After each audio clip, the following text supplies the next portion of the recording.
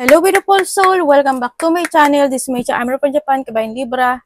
This reading is for you. Tingnan natin ang iyong August 17 to August 23, 2025. Maraming salamat muna sa mga subscriber, new subscriber, cross-watcher. At sa mga bagong pasok dyan, welcome na welcome kayo sa bahay ni Ate Aimee. Salamat din sa nakataba ng puso ninyong mga comments at sa mga nagpa-personal reading. Marami pong salamat. Kung gusto nyo na energy nyo lang talaga, ang gusto nyo makuha natin, all the details is in description below. Sa baba ng video, pakicheck na lang para sa mga magpapa-personal reading. Di sa general reading kamay Libra, kunin mo lang sa'yo at itapon ang hindi naman sa'yo. Maaring vice versa, energy mo, energy ng person mo, energy ng malapit sa puso mo, nangyayari or mangyayari pala. Use your own intuition, lawakan nyo, isipan nyo Energy reading tayo, ano man ang gender mo, ano man ang edad mo, ipasok mo ang iyong sarili. Pero tatandaan nyo palagi na kayo pa rin ang magbabago o makapagpapabago ng buhay nyo, ha? Cancer, Sagittarius, Libra, Pisces. Okay, may handito yung sitwasyon na siguro iba sa inyo nandun yung dreaming related to a child. No, o pwede rin na may mga mabubuntis, buntis, mga anak. There's a new member coming, member ng family. Pwedeng mga animals, pwedeng pamangkin mo, sa inyo natitira, pwedeng ganun. O any member, may mga new situation. And then, ang nakikita ko sa iyo, may mga kasiyahan. May mga bago magpapasaya sa iyo. Baka may love life ka na, Ingat ka pa rin kasi nandiyan si Fox. Diba? Hindi maganda si Fox. Kasi yung tao na yan mangloloko. Ganyan. Someone's wearing a mask, kumbaga. Okay. And then, nakikita ko rin dito, may mga situation na kailangan i-progress.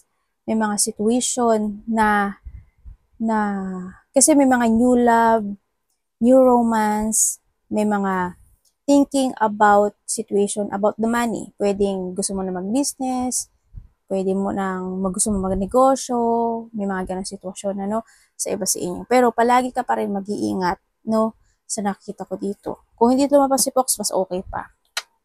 Pero ingat ka pa rin, sa'yo pa rin naman yung desisyon na to. Ang nakikita ko rin, meron ka mga new thinking, may mga wish come true, want to achieve something into your life, ganyan. May mga gusto ka ng panindigan, nagkakaroon ka ng desire for something na siguro kailangan i-progress yun, sa nakikita ko sa inyo. I-progress po yun. If you want to achieve something or may mga wish come true ka, i-progress mo siya sa nakita ko. Pero mag-trust ka sa intuition mo. Diba?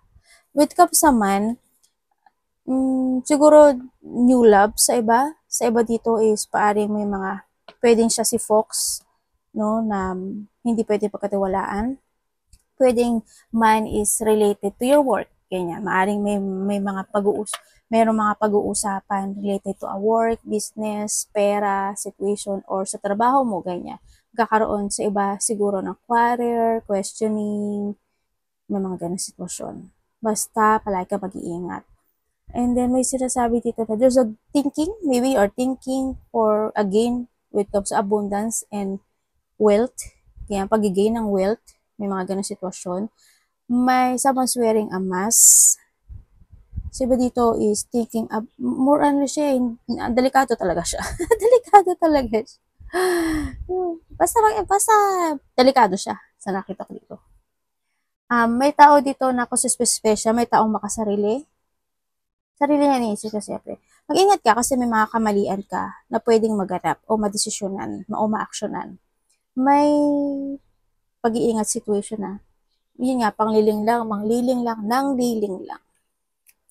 Energy.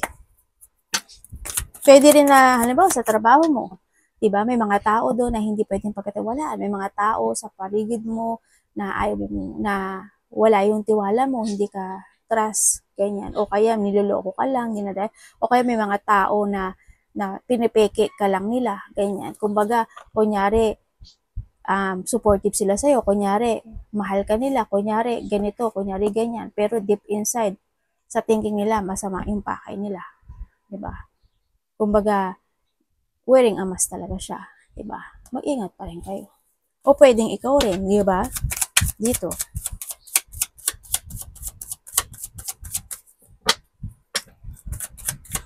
May mga playful situation. Hindi ko alam kung may mga gagawin ka na ikaka-playful mo, or may mga tao, may tao na magiging very playful sa'yo, or may mga new situation na exciting ka, masaya ka. Energy niya, Libra. O kaya magkakaroon ka ng connection when it comes to a child. Ayan. Yung sa iba sa inyo, tataha kayo ng bagong direksyon. May mga didesisyonan daw kayo sa buhay. Sabi dito.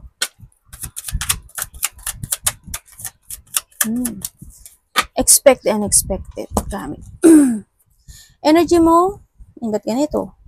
Energy mo. Basta inyo may problema kayo, no? Pera, business, finance, trabaho, yun na nakita ko dito. Energy mo, magulo yung isip mo actually. Marami kang iniisip dito. Energy mo, may mga point ng buhay mo na nagpapakatatag ka, may mga point ng buhay mo na kinokontrol mo yung emotions mo. Ganyan. Pero kung totoo, may mga inaalala ka. Yun na nakikita ko dito sa iyo. Lalo na pagdating sa pera, pagdating sa kasi may mga conflict no, sa iba sa inyo. Yan, may mga sitwasyon na ayaw mong harapin, may mga sitwasyon na pwedeng, kasi andito si Strange, may mga sitwasyon na, sabi ko di ba may mga controlling, nagiging patient doon sa bagay na yun, nagpapakatataga, tibay ka lang doon sa sitwasyon na yun, pero marami kang iniisip no, dito, ganun. Nagko-control ka lang daw. Sana walang conflict. Tingnan natin, anong parating kay Libra?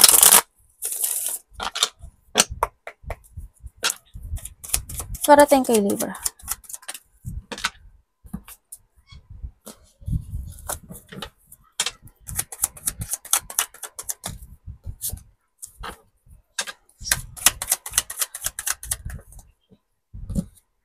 Okay. Pwedeng explain niyo po sa akin. Sa iba sa inyo, meron na kayong matagal na burden, no? Or problema, struggle, ganyan.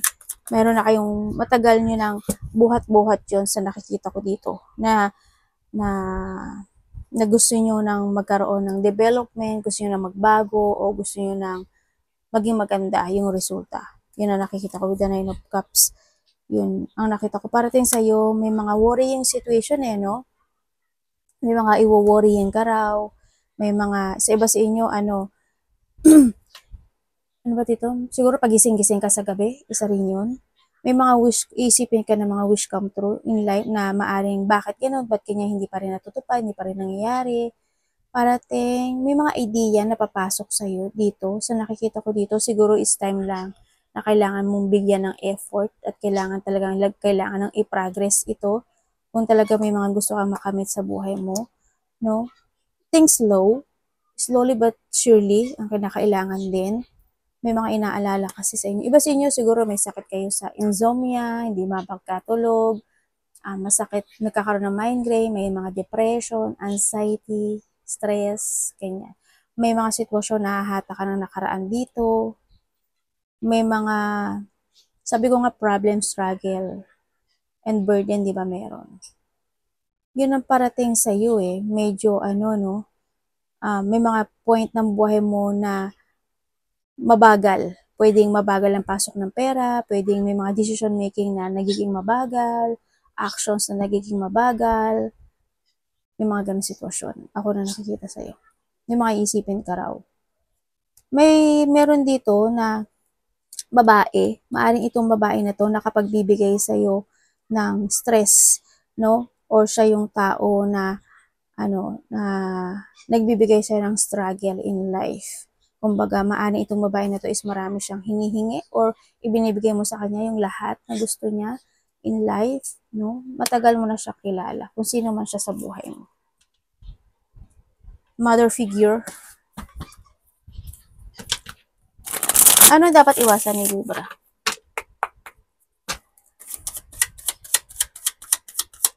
Pwede rin na mother figure, pwede siyang kasama sa trabaho, pwede siyang Basta related siya sa'yo, kung sino mo siya, kung sino man siya in life. Na nagkakaroon ka ng stress.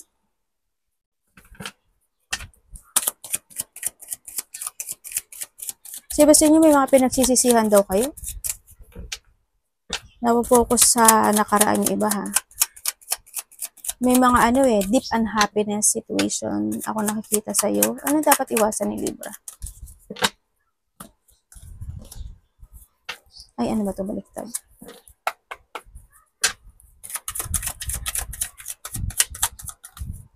Dapat mong iwasan. Oo nga no. Tama naman. Thank you po.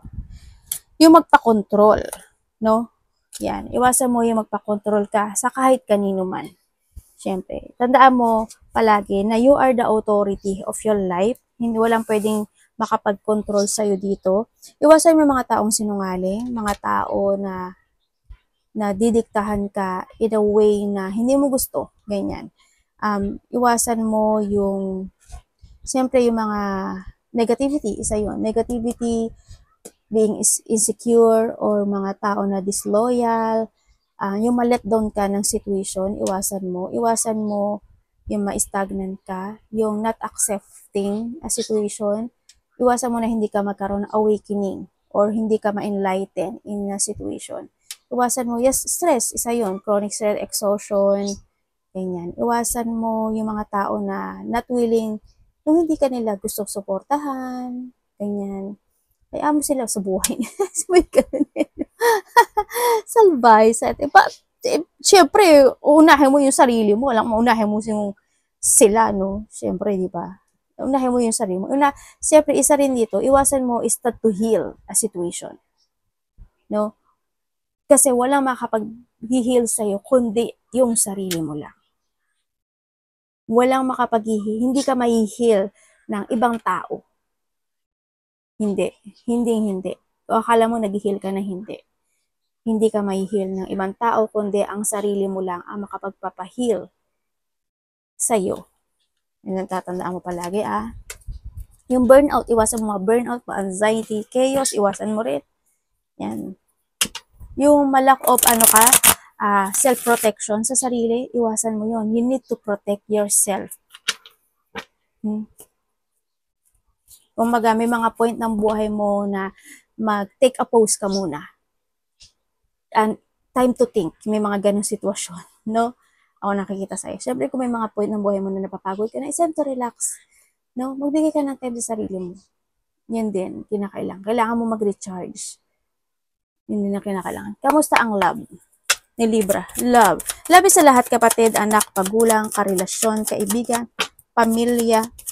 Love ni Libra. You show me.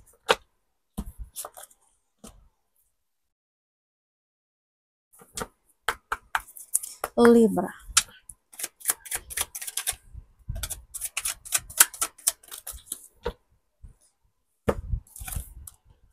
Ay, ba't gano'n? Okay, kung kayo is nagkahiwalay, nito, kung kayo is nagkahiwalay, kasi ang nakita ko kasi dito, naging hot and cold, no? Yung relationship. Kumbaga, nagkaroon ng feeling emotions sa relationship, nagkaroon ng mga disappointments sa relationship, hanggang sa nag-decide ang isa sa inyo to let it go. Yun ang nakikita ko. Kumbaga, hindi naging masaya, no? Maraming nangyaring situation na lungkot. Yan. Ang nakita ko dito, nagsinungaling kasi, no? Nagsinungaling. Pero babalik siya. Kasi gusto niya ikaw kausapin at magte-text siya sa'yo. Baka this week, by last week, or this month also sa iba. Yeah, may ganun ako nakikita. Pero magkakaroon daw kayo ng communication. Yun, nagkakaroon ng pagsisisi, nagkakaroon ng lungkot, feeling loss, ganyan, sadness. Ako nakikita dito, want to recover itong relationship na to no? Bakit, ang hindi ko lang maintindihan sa kanya, may nililihim siya dito. Yun na nakikita ko dito. Still care, thinking, want to recover ito, no? Sa nakikita ko dito. Ala, bakit dalawa yung tao? Sabihin, dalawa yung tao mo? O dalawa yung tao niya? Yun na nakikita ko dito Sa mga single, sa single, always think advance, no? Always think advance. Ang palagi kong naisip sa'yo. May parating ba ate? Meron naman, pero palagi ka mag-iisip ng advance. Yun lang ang payo ko. Sa mga magkakarelasyon dito, sa mga magkakarelasyon, isa sa inyo tahimik. Dito.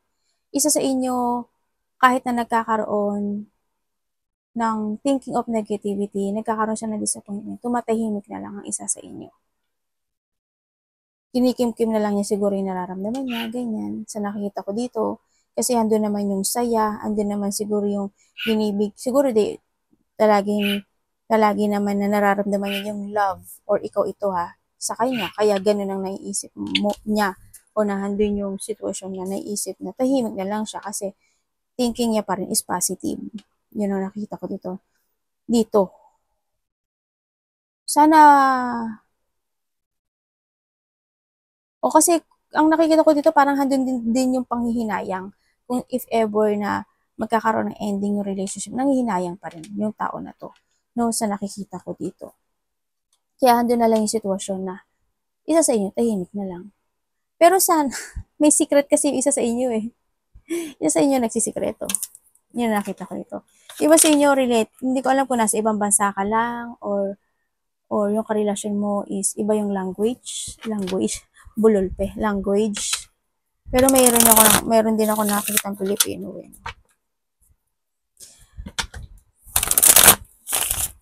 Libra.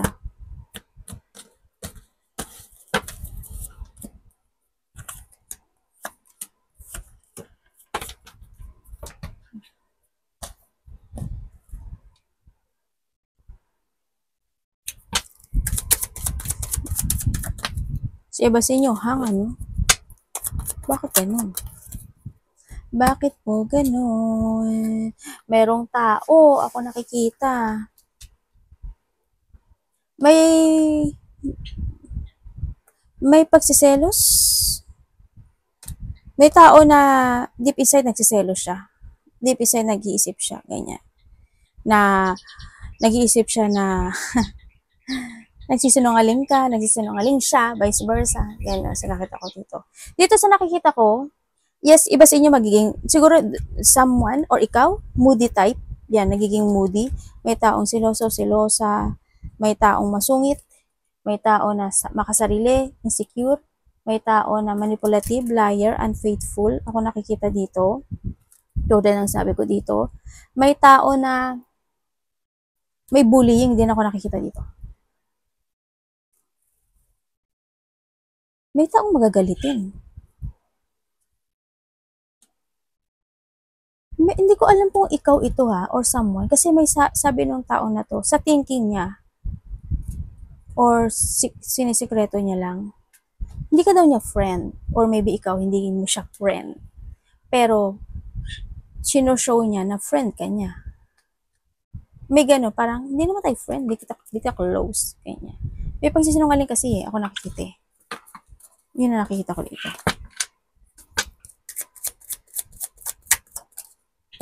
Parang may tao din dito na parang don't want to collaborate. Parang bala ka sa buhay mo, hindi ako susunod sa'yo, so ikaw ang sumunod sa akin. May mga ganun sitwasyon dito.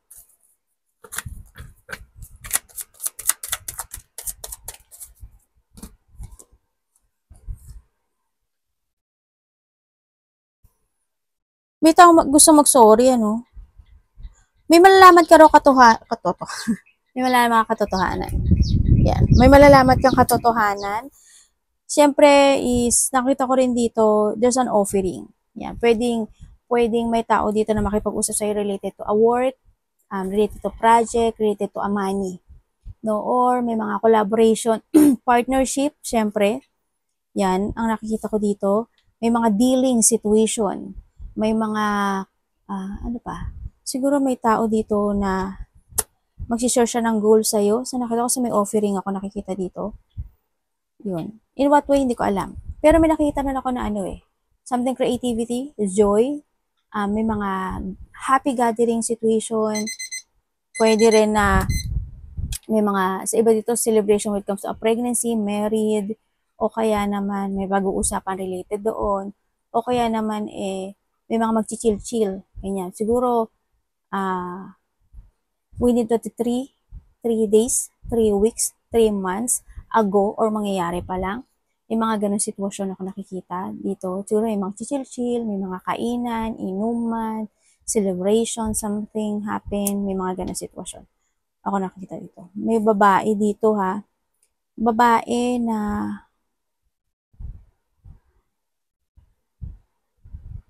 babae? May babae makipag-usap sa'yo oh. O ikaw to. Anong sasabihin natin? Either ano siya, either money, trabaho, or ano siya, ano ito? Kasiyahan. Yun na nakikita ko dito.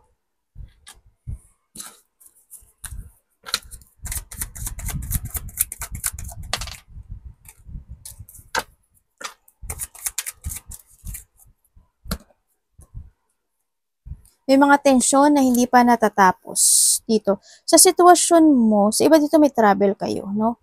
Or you're thinking about the traveling, or may tao na sasabihin niya, oy, mag-ano naman tayo, lumabas naman tayo, pumunta tayo ng probinsya, pumunta tayo sa ganito, pumunta tayo ng ibang bansa, may mga ganun sitwasyon. Maybe you have a travel or thinking about the traveling. Sa iba sa inyo, sa nakita ko dito, may mga bullying situation din, may mga disagreement, conflict, may tao na want to compete sa iyo, may mga rejection situation, dissatisfaction coming, feeling stuck, may mga maraming tatakbo sa isipan mo, sa nakita ko ito, self-questioning about the situation, may mga on and off action ka daw na gagawin, and then may mga sitwasyon na hindi mo marirecognize yung sign ng taas. Mag-focus ka sa mga sign na ibibigay sa iyo ni universe, ni Lord, no, sa mga repeating numbers, ganyan. Yung mga pag nakakita ka ng repeating numbers, i-research nyo yun sa YouTube. Kasi nasa YouTube naman, ba 111, ano yung meaning ng 111, 222, ano yung meaning noon, 444, 333, mga ganong sitwasyon. I-research nyo hanggat maaari. Pwede sa Google, para mas madali siya. Di ba? Hindi nyo napapanoorin, babasahin nyo na lang. Kung mahilig kayo magbasa, kung gusto nyo lang nakikinig, mag-YouTube na lang kayo. No? Yun nakita ko. Dito sa sitwasyon mo ha, something must be let go. Kasi nandito ka sa point ng buhay mo na parang napapagod ka na. Alam mo yun? Parang pagod na pagod ka na, naghihintay ka na lang ng sign para umalis dun sa bagay o sa sitwasyon na yun. May mga ganong point ako na nakikita sa iyo. Sa iba sa inyo ha. Sinasabi kasi dito, whatever holding you back sa nakaraan, this is the time to leaving behind. Mas more ka maging more wiser, mas more ka maging stronger, accept all the lesson, di ba? And then, this is a time to move forward din kasi in this situation, sa iba sa inyo, may mga point ng buhay mo na kailangan, huwag mo nang i-delay, di ba? Kumbaga, finish and unfinished, mga ganun. Huwag ka ma-mental trap dun sa bagay na yun, o matrap. Huwag mo iisipin na wala kang patutunguhan o walang mangyayari if ever na another situation ka, another path, another bansa, or another trabaho man yan, love life man yan, di ba? Huwag mong isipin na gano'n.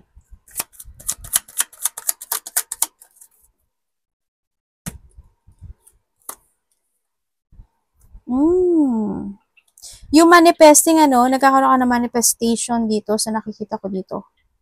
Universe, i-explain mo sa akin to. Save money daw, ha?